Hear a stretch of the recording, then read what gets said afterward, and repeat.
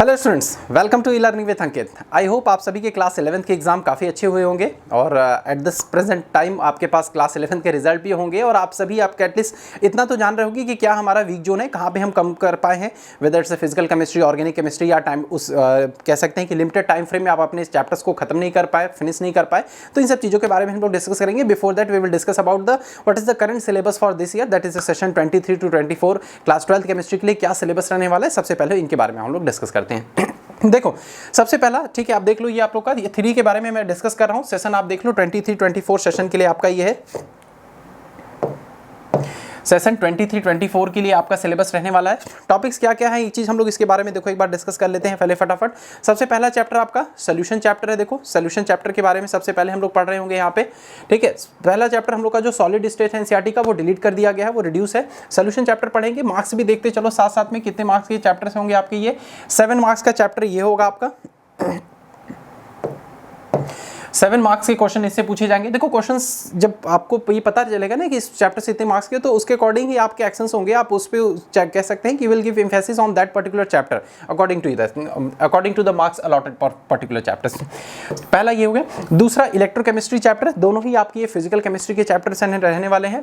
इससे 9 मार्क्स के क्वेश्चन आने वाले हैं आपके, ठीक। नेक्स्ट आपका केमिकल काइनेटिक्स आपको पढ़ना है, ये भी फिजिकल केमिस्ट्री का पोर्शन, 7 मार्क्स के क्वेश्चन।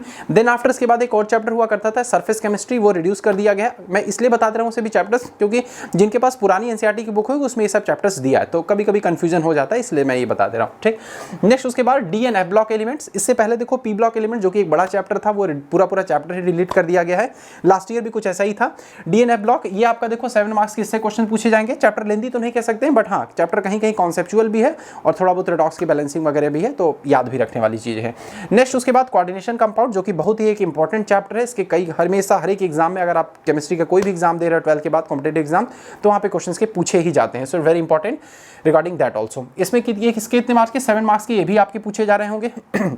नेक्स्ट यहाँ से देखो ये जितने चैप्टर्स आपके हेलोल्केन्स हेरिन्स से स्टार्ट से लेकर के ये सभी आपके आ जाते हैं ऑर्गेनिक केमिस्ट्री का portion. All this comprises of your organic chemistry. ये पूरा आपका ऑर्गेनिक केमिस्ट्री का पोर्शन आ जा रहा है, जिसमें कौन सा चैप्टर है हमारे पास, हेलोल्केन्स हेलोरिन्स, 6 मार्क्स के ये आपके पूछे जा रहे हैं, haloalkanes haloarenes. Then after alcohol phenols and ether, ये सभी फंक्शनल ग्रुप्स आपके ने पढ़ा होगा 11th में, उसके बारे में डिटेल अब पूरा चैप्टर वाइज हमको स्टडी करना है यहाँ पे।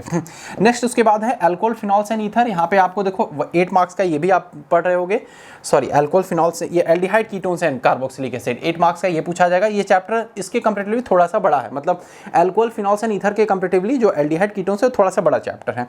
नेक्स्ट उसके बाद अमीन्स चैप्टर, ठीक है, ये आपका 6 मार्क्स का। एंड लास्ट वन आपका बायोमोलिक्यूल्स आता है 7 मार्क्स का, ठीक है ना। अब देखो मैं क्यों इस तरीके से आपको अलग अलग मार्क्स भी बता रहा हूँ, इसके लिए रीजन है। रीजन क्या है, ये देखो आप फिजिकल केमिस्ट्री में देखो आपके ये 3 चैप्टर्स हैं, सोल्यूशन, इलेक्ट्रोकेमिस्ट्री और केमिकल काइनेटिक्स। ये आपका फिजिकल केमिस्ट्री का, तो अगर इसके मार्क्स इंक्लूड करो आपके कितने हैं, 7, 9, 16 और 7 23, तो 23 मार्क्स का आपका फिजिकल केमिस्ट्री से पूछा जा रहा है। नेक्स्ट 2 चैप्टर आपके पास देखो यहाँ से डी एंड एफ ब्लॉक और कोऑर्डिनेशन कंपाउंड, ये आपका इनऑर्गेनिक केमिस्ट्री का चैप्टर है। तो इस इनऑर्गेनिक केमिस्ट्री के 2 चैप्टर से आप देखो 7 14 मार्क्स का, सिर्फ और सिर्फ 14 मार्क्स का पूछा जा रहा है आपसे इनऑर्गेनिक केमिस्ट्री के। एंड रेस्ट ऑफ द जितने भी मार्क्स हैं आपके देख लो 6 6 12 12 है 20 26 26 और 7 33 मार्क्स के, 26 और 7 ये 33 मार्क्स के आपके पूछे जा रहे हैं ऑर्गेनिक केमिस्ट्री से, ठीक है। तो देख लो how much the importance of organic chemistry. तो ये हम लोग का ये मार्क्स का डिवीजन था, इस अकॉर्डिंग बता दिए। तो टोटल देखो ओवरऑल आपको कितने पढ़ने बेटा यहाँ पे, केवल और केवल आपको 10 चैप्टर्स ही पढ़ने हैं पूरे इस सेशन में, ठीक है। अब मैं जब पूरा इस सेशन की बात कर रहा हूँ तो ऐसा नहीं है कि आपके पूरे 12 महीने, ठीक है। देखो कितने टोटल टाइम है आपके पास, देखो इस चीज़ को, मिनट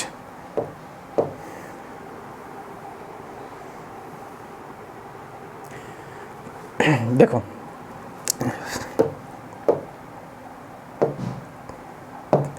देखो अभी लेट सपोज मैं मान के चल रहा हूँ कि अप्रैल का मंथ है, हो सकता है आप वीडियो लेट से देखो या अभी से, तो अप्रैल का मंथ है हम लोग के पास अभी।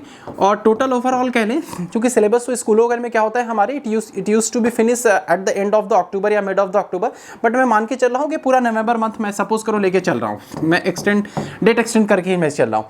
अब आप अप्रैल से लेकर नवंबर का काउंट करो, आपके पास कितने मंथ आ रहे हैं आपके पास, अप्रैल, मई, जून, जुलाई, अगस्त, सितंबर, अक्टूबर, नवंबर, ठीक है। तो नवंबर अगर एक महीने एक नेगलेक्ट भी करें तो टोटल यह कह सकते हैं कि 8 to 9 मंथ्स है आपके पास, 8 to 9 months only you have, ठीक है। इतने महीने आपके पास है और you have to complete the 10 chapters, 10 chapter करने हैं आपको। और कोई भी चैप्टर इसमें से ऐसा नहीं कि छोटा चैप्टर है, सभी चैप्टर्स टाइम लगने वाले हैं खत्म करने में, अगर आप अच्छे से पढ़ रहे हो तो। ठीक है, थॉरोली पढ़ रहे हो आप, ब्रीफली कर रहे हो तो उसकी बात मैं नहीं कर रहा हूँ। ठीक है, 10 चैप्टर्स आपको पढ़ने। अब आप देख लो तो यानी एक चैप्टर्स पे आपको कितना टाइम मिलने वाला है यहाँ पे। अब ऐसा तो नहीं ना सिर्फ केमिस्ट्री ही पढ़ना है, ठीक है, कि आप देख सकते हो भाई एक महीने में एक चैप्टर कर लेंगे तो आराम से। और अगर एक महीने में आप एक करोगे तो रिवीजन कब करोगे ना, प्री बोर्ड कब दोगे फिर आप। तो ये चैप्टर्स रहने वाले हैं, ये आपका मार्क्स का डिवीजन था। ठीक है, टॉपिक्स की बात कर लेते हैं। देखो बेसिकली कोई टॉपिक इसमें से डिलीट तो नहीं हुआ है, ठीक है, ये सोल्यूशन है, फिर भी आप अपने एनसीईआरटी से जाके मैच करा लेना। ठीक है, सोल्यूशन चैप्टर, ये electrochemistry, next chemical kinetics, DNF block. ठीक है, कोई चीज़ें इससे डिलीट नहीं की गई हैं। कोऑर्डिनेशन कंपाउंड्स में भी, अब इसमें यहाँ एक चीज़ है, देखो अब अगर आप पुरानी एनसीईआरटी लोगे तो वहाँ पे kinetic stability of coordination compounds दिए है, मेटल्स इन कार्बोनिल कंपाउंड्स दिए है, वो देखो यहाँ पे नहीं दिया है कोऑर्डिनेशन कंपाउंड हमारे। ठीक है, देख लेते एक मिनट, हाँ देखो वो चीज़ नहीं दिया यहाँ पे। ठीक है, तो वो चीज़ आप नेगलेक्ट कर सकते हो। मैं इसलिए बता रहा हूँ क्योंकि हो सकता है कि कुछ बच्चों के पास पुरानी वाली एनसीईआरटी बुक हो गई। ठीक है, तो they might have the confusion. ठीक है, क्योंकि आप केवल आप वो टेबल को देखोगे कि कोऑर्डिनेशन कंपाउंड पढ़ना है तो आप पूरा उसी को पढ़ना स्टार्ट कर दोगे। ठीक है, लेकिन आपके बोर्ड एग्जाम के लिए आपको सिर्फ इतना ही टॉपिक्स पढ़ना है जो इसमें आपको दिया गया है, इसलिए मैंने इसको यहाँ पे बताया। नेक्स्ट उसके बाद देखो बेटा हम लोग का हेलोल्केन्स हेरोइन्स की बात हो रही है यहाँ पे। देन आफ्टर उसके बाद हम लोग का क्या है, अल्कोहल्स, फिनॉल्स एंड ईथर, जो मैंने बताया यहाँ पे। एल्डिहाइड कीटोन्स टॉपिक इस बार मैच कर लेना, कितने क्लास लगने वाले हैं इसके अकॉर्डिंग भी आप देख सकते हो। बायोमोलिक्यूल्स, ये हम लोग के बात था। अब बात कर लेते हैं कितने मार्क्स का इवैल्यूएशन कैसे क्या है। हालांकि आपने 11th का एग्जाम दिया है तो आपको पहले से पता होगा कि क्या इवैल्यूएशन टेक्निक रहने वाली है और कैसे मार्क्स मिले। मैं प्रैक्टिकल की बात यहाँ पे नहीं कर रहा हूँ, otherwise video will be the two lengthy. देखो क्या हम लोग का कि 70 मार्क्स के आपके क्या होंगे, थ्योरी के एग्जाम होंगे, आपने 11th में भी दिया होगा। और 30 मार्क्स बेटा आपका क्या होता है कि प्रैक्टिकल होगा, 30 मार्क्स प्रैक्टिकल और 70 मार्क्स आपका थ्योरी का होगा।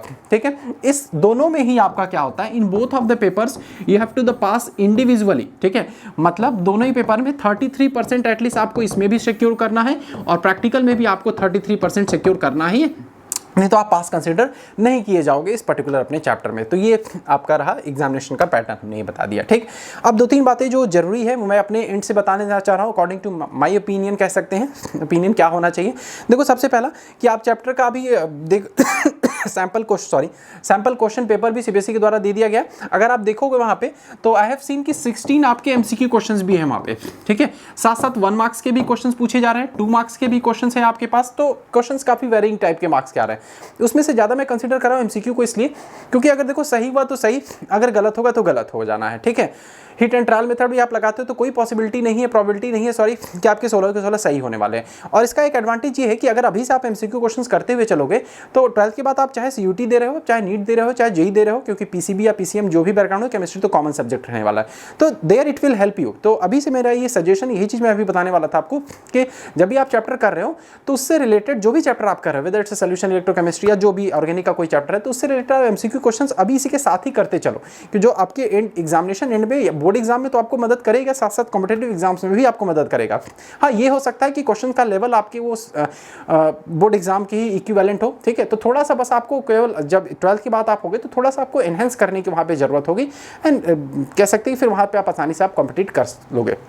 ठीक है, एक चीज़ और यहाँ पे देखो, आप क्या करो, एक चीज़ यहाँ पे देखो, लास्ट टाइम मैंने चीज़ देखा है कि आप अपना खुद का नोट्स बनाते हुए चलो। अब नोट्स बनाने से ये चीज़ होगा क्या कि क्योंकि क्वेश्चंस देखो काफ़ी वेरिंग मार्क्स के आ रहे हैं, कभी 1 मार्क्स के, कभी 2 मार्क्स के, कभी 3 मार्क्स के, तो eight the end of the examination ये पॉसिबल नहीं होता कि सारी बुक से पढ़ें। ठीक है, और कई बच्चों के मन में डाउट रहता है कि एनसीईआरटी से पढ़ें, कौन सी रेफरेंस बुक ले। ठीक है, अगर इससे रिलेटेड आपको कोई डाउट है तो do let me in the comment section, do let me know in the comment section, so I will make a proper video solution कि क्या रहना और एनसीईआरटी को एक्चुअली पढ़ें कैसे। ठीक है, एनसीईआरटी है काफ़ी अच्छी बुक, बट हाँ उसको पढ़ने का भी एक तरीका है। तो अगर आपको ऐसे कोई डाउट है तो do let me in the comment section, मैं बताऊंगा उससे रिलेटेड कि कैसे क्या कर सकते हैं, कौन सी रेफरेंस बुक आपकी अच्छी रहने वाली है।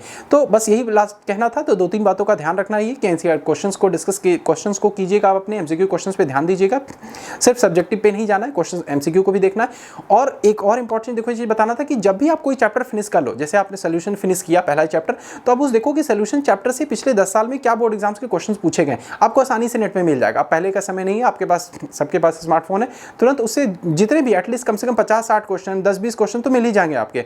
उसको अभी से सॉल्व करते हुए चलो, आपको एट लास्ट एग्जामिनेशन में सैम्पल पेपर खरीदने की कोई ज़रूरत ही नहीं है, ठीक है। आप सिर्फ वही लगा के चले जाओगे, that will be the enough for you, ठीक है। चलो वीडियो को और एक्सटेंड हम लोग नहीं करते हैं।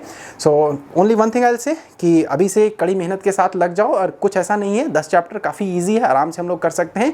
Till the time keep watching me on your YouTube channel E learning with Ankit. Thank you for watching.